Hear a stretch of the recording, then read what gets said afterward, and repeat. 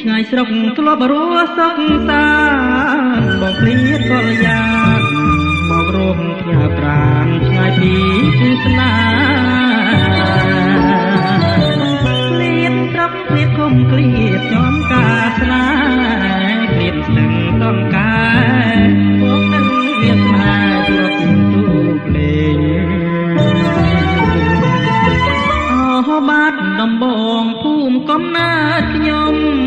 ក្នុងតូចមិនធំទុកតូចស្រីមុំសងឆ្ងាយតែឯងបងស្គាល់ដំនួនកាលខ្លួននៅក្មេងរំប្រលែងដេនំស្រីក្រក្មេងគួនថាស្នេហាអានុងសារីគុំអូរតីបងកាន់ដៃស្រីមកទៀនទឹកថ្លាសេរីសពភ័ណ្ឌយើងបានសច្ចាបនអស់នាងតាលើព្រោះបងអាយុចាំមកដីអីលើបងបានស្គាល់ឋានសុខុមប្រតែត្រីមុំបងយំស្រណំអនុស្សាវរីយ៍ចិត្តបងនៅស្មោះស្នេហ៍គ្រប់នាទីទោះបីធរណីព្រះបាយជាទីក៏ភ្លេចមិន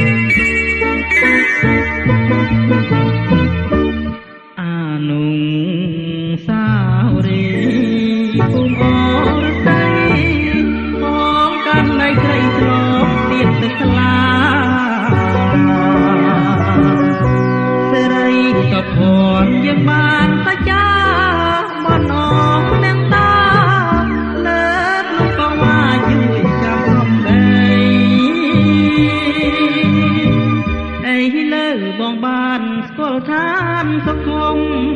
ប្រតែត្រីមុំបងយំស្រណំអនុស្សាវរីយ៍ចិត្តមកនៅស្មោះស្នេហ៍គ្រប់នាទីទោះបីធរណីព្រះបាយជាទីក៏ភ្លេចមិនបាន